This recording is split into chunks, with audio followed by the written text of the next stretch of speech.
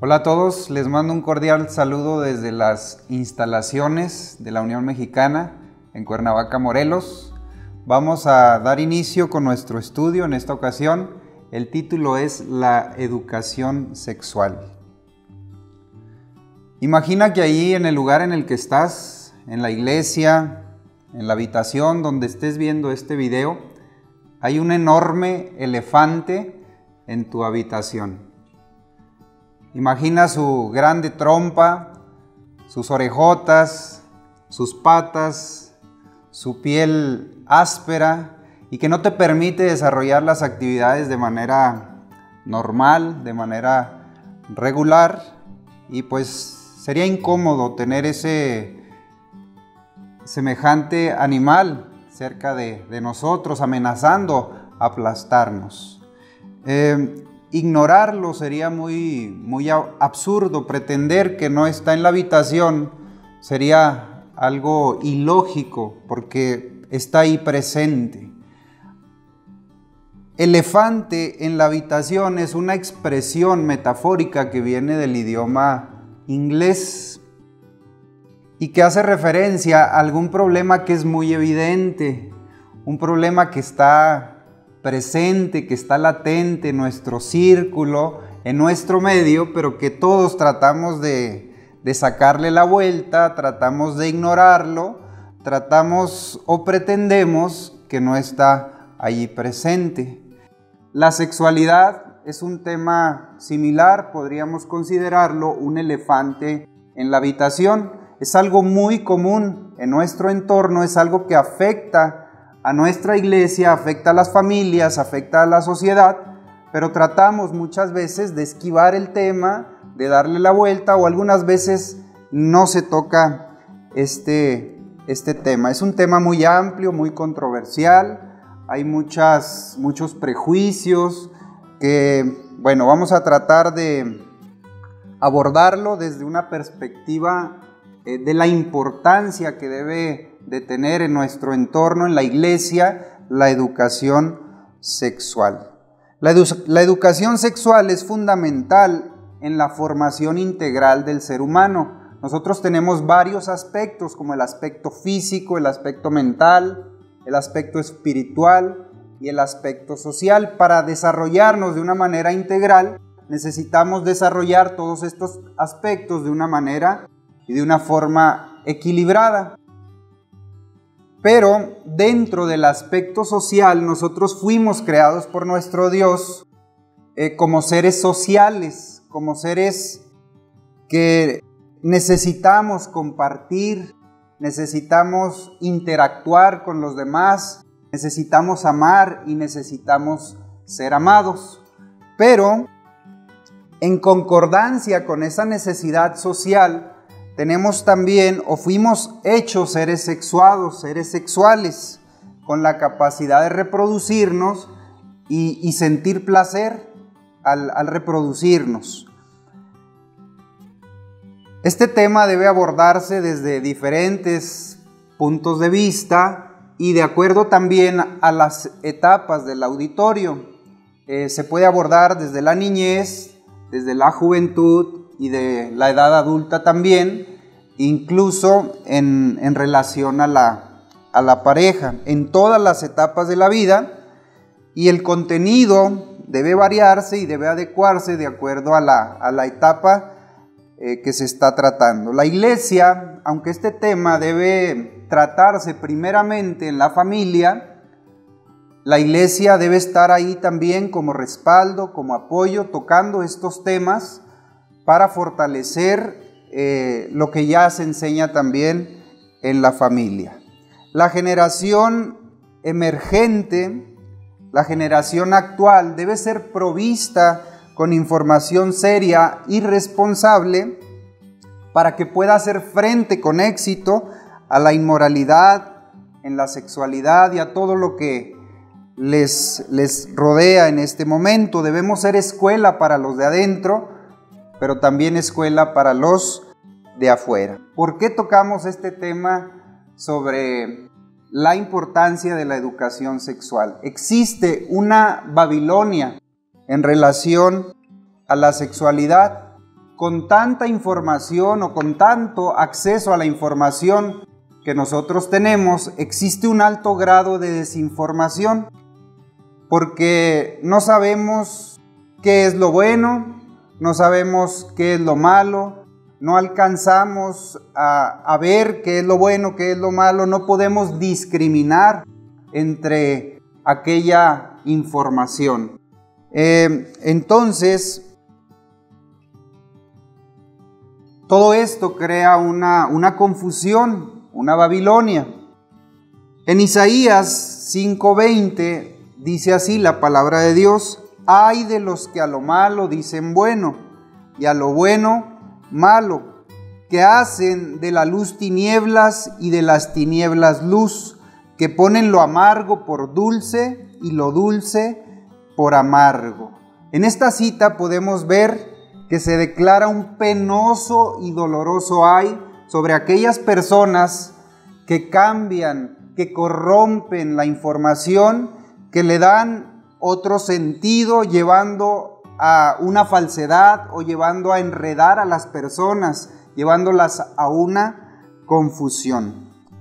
La siguiente cita del espíritu de profecía se encuentra en la Review and Herald del 10 de noviembre de 1884 y nos da la causa por qué existe tanta confusión en aquel entonces, en 1884, y en la actualidad. Dice así: ¿acaso no suceden cosas a nuestro alrededor que nos revelan los peligros que acosan nuestra senda? Por doquiera se ve la ruina de la humanidad, altares y familiares desintegrados, familias deshechas. Existe un extraño abandono de los principios. Las normas de moralidad han sido rebajadas y la tierra se apresura a ser como Sodoma. Las prácticas sodomitas que atrajeron los juicios de Dios sobre el mundo y causaron el diluvio y la destrucción de Sodoma por fuego, aumentan rápidamente. Como podemos ver, el abandonar los principios y el rebajar las normas de moralidad ha sido la causa de tanta corrupción, de tanta inmoralidad, de tanta desdicha actualmente. Este párrafo fue escrito en 1884 y estoy seguro de que en la actualidad hemos pasado en sobremanera esta condición. Se dice, por ejemplo, que la masturbación es una práctica saludable, que te ayuda a conocerte a ti mismo, a saber cuáles son tus deseos, tus inclinaciones. Se pone lo bueno por lo malo o lo malo por lo bueno. Existe una confusión. Se dice también que la homosexualidad es algo normal, que las personas fueron creadas así con Dios y se le da toda la responsabilidad al Creador, se le da toda la responsabilidad a nuestro Dios y se deja de lado la responsabilidad en la educación, en la familia, se deja de lado la responsabilidad en la educación también en las escuelas y se deja de lado también la responsabilidad de aquellos que tienen una influencia en las etapas tempranas de la vida. También se dice que las relaciones sexuales prematrimoniales son normales, que puedes tener una o varias parejas sin ningún problema, puedes experimentar cuáles son tus deseos, cuáles son tus inclinaciones y buscar, ¿verdad?, lo que mejor te convenga. También se enseña a los jóvenes, se enseña aún a los niños que al usar un preservativo están actuando de una manera responsable para con la sociedad. Pero todo esto, con toda esta información que vemos, ¿quién tiene la razón? ¿En qué información podemos confiar? Porque es información aún científica la que se nos está presentando. En nuestro país, por ejemplo, es obligatorio que los niños reciban educación sexual a nivel primaria. En los libros de texto que provee la Secretaría de Educación Pública, en cuarto, quinto y sexto año de primaria, específicamente en los libros de Ciencias Naturales y en el de Formación Cívica y Ética, se presentan temas como anatomía y fisiología del aparato reproductor, enfermedades de transmisión sexual, métodos anticonceptivos y cómo decidir sobre la sexualidad personal. No es nuestra intención satanizar los libros de la Secretaría de Educación Pública, pero sí creemos que los principios o la información que en primera instancia deben recibir los niños debe ser en la familia. Después reciben educación en la escuela, que debe ser monitoreada por los padres de familia. También debe haber un soporte y un apoyo con la información que la iglesia puede y debe proveer. Desgraciadamente, los niños se topan con estos textos, con esta información, y el maestro no le da un seguimiento a esos temas, y muchas veces los padres ni siquiera se enteran que se están tratando esos temas a edades tan tempranas. ¿Y quién educa entonces a los jóvenes? Los amigos, los compañeros, los medios de difusión masiva, que la sexualidad es el pan de todos los días. Los jóvenes lo ven a diario, los jóvenes conviven con ello a diario, y para ellos es algo familiar, para ellos es algo normal. Y se les está educando de esa manera, sin principios correctos, sin principios morales. Este contacto que tienen con los amigos, con los compañeros, con personas de baja moral, es muchas veces la causa de desviaciones y perversiones sexuales, y no tanto, como se dice, echarle la culpa a nuestro Dios. Pero ¿cómo saber qué es lo correcto? ¿Cómo saber por dónde dirigirnos o qué es lo que nosotros debemos enseñar? El mayor educador de todos los tiempos, nuestro amado Salvador Jesús, dijo en las palabras que se encuentran registradas en Mateo capítulo 7, versículo 16 al 18. Por sus frutos los conoceréis. ¿Acaso se recogen uvas de los espinos o higos de los abrojos? Así todo buen árbol da buenos frutos, pero el árbol malo da frutos malos. No puede el buen árbol dar malos frutos, ni el árbol malo dar frutos buenos. Esta es una ley natural que no puede ser alterada. Lo que se siembra dará un determinado resultado, o como decimos, lo que se siembra se cosecha. No podemos decir que la condición actual en la que estamos viviendo en relación a la sexualidad ha sido una buena semilla o ha sido lo mejor en la enseñanza por los resultados que podemos ver. Estamos llenos de abortos, estamos llenos de divorcios, estamos llenos de adulterios, estamos llenos de violaciones, estamos llenos de familias disfuncionales, estamos llenos de fornicación, pornografía. Entonces no podemos decir que los métodos o las normas que se han utilizado en el pasado son las correctas. Y esto tiene que tener un cambio y tenemos que empezar en la familia y tenemos que empezar en la iglesia a tratar estos temas de acuerdo a la voluntad de nuestro Dios. México tiene el primer lugar en embarazo de adolescentes de los 36 países que componen la Organización para la Cooperación y el Desarrollo Económicos. El primer lugar en embarazo de adolescentes.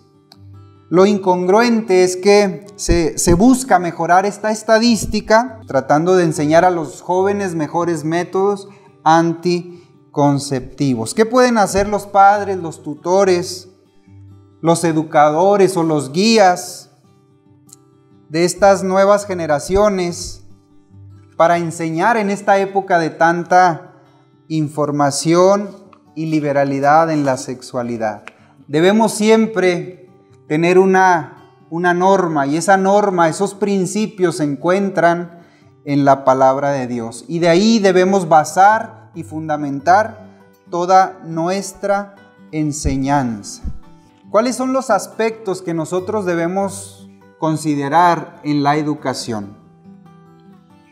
Y vamos a relacionarlo precisamente con la educación sexual o la sexualidad. ¿Cuáles son los aspectos?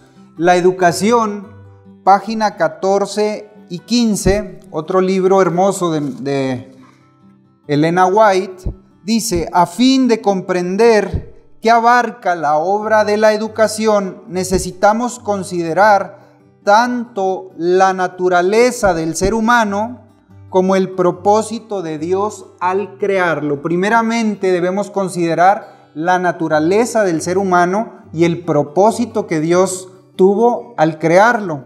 En segundo lugar, hemos de considerar también el cambio que sufrió la humanidad por la introducción del conocimiento del mal. Estábamos en una condición cuando salimos de las manos del Creador, pero por la caída en pecado, ¿en qué condición nos encontramos? Debemos de tomar en cuenta todo esto.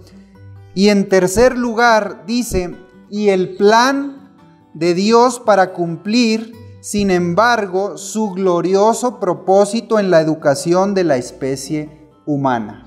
La condición en la que estábamos, la condición en la que estamos por la caída en pecado, y el propósito de Dios en el plan de redención, en el plan de salvación, para volver al estado original. Debemos de tomar esos tres aspectos en el ámbito de la educación, y si lo relacionamos con nuestro tema, con la educación sexual, en el primer punto podríamos decir que el hombre fue hecho a imagen y semejanza de Dios, por tanto era perfecto, físicamente y moralmente.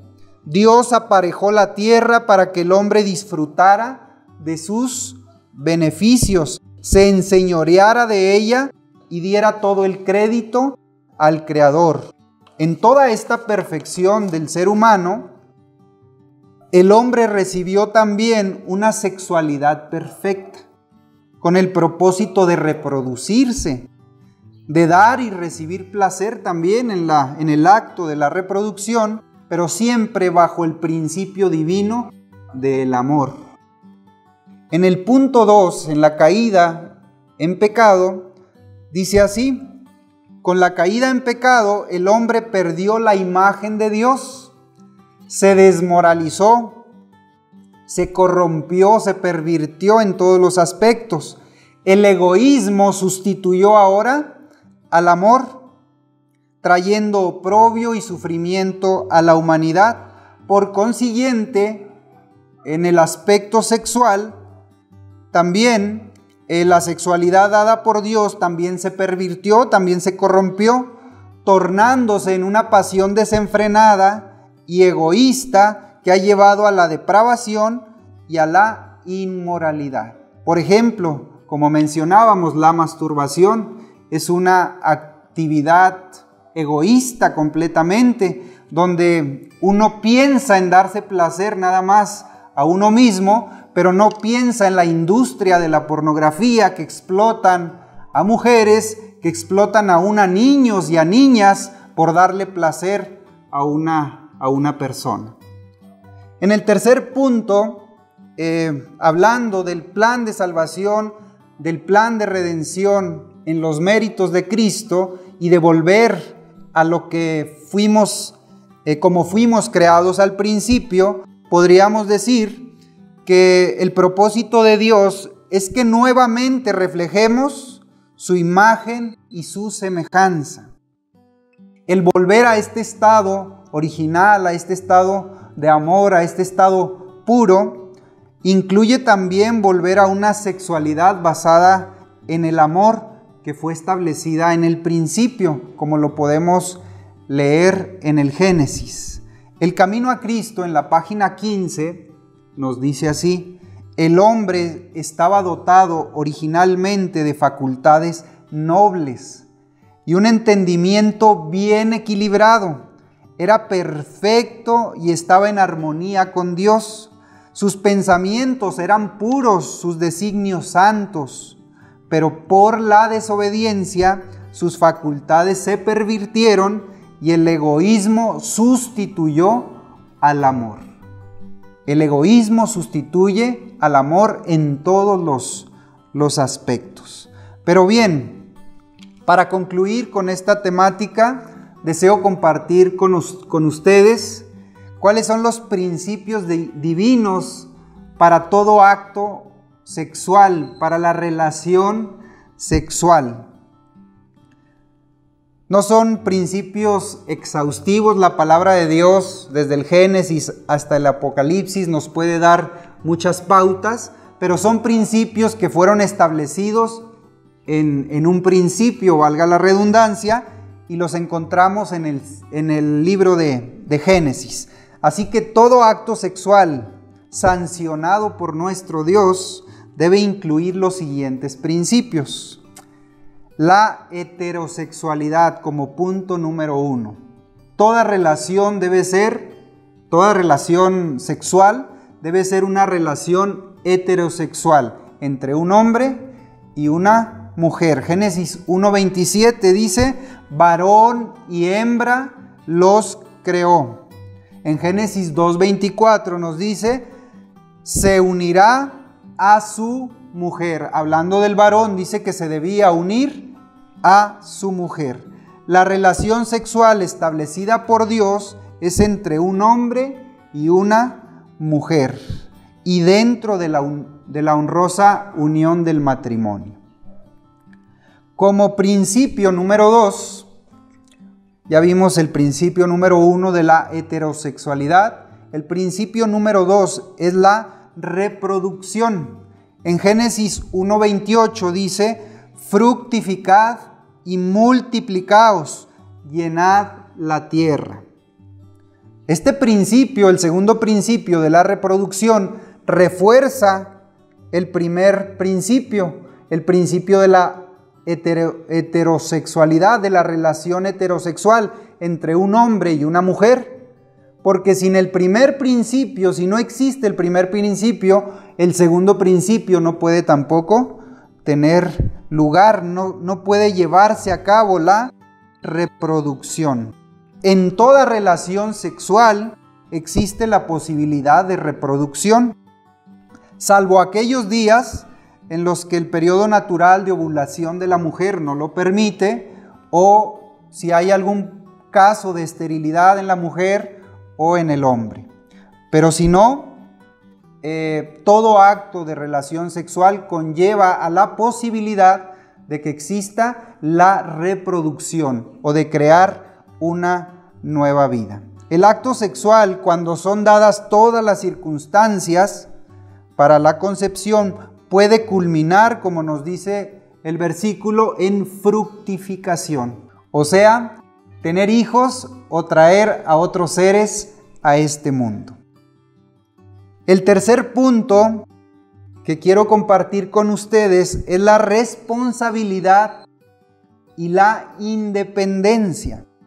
En Génesis 2:24 leemos: dejará el hombre a su padre y madre y se unirá a su mujer. La relación sexual que Dios aprueba en este tercer principio debe ir acompañada siempre de responsabilidad y madurez, ya sea en lo físico, en lo mental, en lo espiritual, en lo social, aún en lo económico. Debe haber una madurez y una responsabilidad para dar este importante paso. El dejar padre y madre manifiesta una independencia y una capacidad de solventar todo lo que una familia y un hogar requieren cuando vienen también los hijos. Entonces debe haber una independencia ya de los padres y una responsabilidad para poder guiar y desarrollar un hogar. Tenemos el cuarto punto y le podemos llamar unidad inseparable. La palabra de Dios también en Génesis 2:24 en la segunda parte dice: y serán una sola carne. El hombre y la mujer se unen integralmente en el aspecto físico, en el aspecto mental, en el aspecto social, en el aspecto espiritual. Y todo esto basado en el principio del amor, no en el principio del egoísmo. Y basado en los principios anteriores que ya hemos visto. Cuando se cumplen estos principios de la heterosexualidad, de la reproducción, de la posibilidad de reproducción, de la responsabilidad y la independencia y de unirse con su pareja en santo matrimonio en todos los aspectos y bajo el principio del amor, es un acto sexual que puede ser sancionado por nuestro Dios. Parte de esta unidad pues se manifiesta en el aspecto físico, donde se involucran los órganos especializados en la reproducción y la obtención de placer sexual. Por lo tanto, nuestro Dios sancionó el placer sexual, como comentamos, basado en el principio del amor, en la unidad integral de la pareja, hombre y mujer, y en el cumplimiento de los principios que hemos mencionado. Nuestro Salvador Jesucristo, Él respalda este principio de la unidad inseparable. En Mateo 19:6 dice: por lo tanto, haciendo referencia a este versículo, que los dos llegarán a ser una sola carne, Él añade también y dice: por lo tanto, lo que Dios juntó, no lo separe el hombre. Como hemos visto, la sexualidad basada en amor es uno de los aspectos fundamentales del ser humano. Es algo natural, es algo con lo que fuimos creados por nuestro Dios. El mismo Dios unió a un hombre y a una mujer en santo matrimonio y les dio con ello los principios que se deben observar en la relación sexual. La nueva moralidad es permisiva e invita a las generaciones nacientes a disfrutar del sexo únicamente por placer, de una manera egoísta, sin ninguna responsabilidad, sin ser conscientes de las consecuencias que eso puede atraer a su vida y también a nuestra sociedad. Es deber de las familias, principalmente, y es deber también de nuestra iglesia proveer información seria y responsable en este tema, basándonos siempre, como hemos visto, en la palabra de Dios y en los principios que están establecidos. Trabajemos con ese elefante en la habitación, luchemos porque los jóvenes obtengan esa pureza que se necesita, ese recato, esa sana moral que nuestro Dios desea. El Señor les bendiga, es mi deseo. Amén.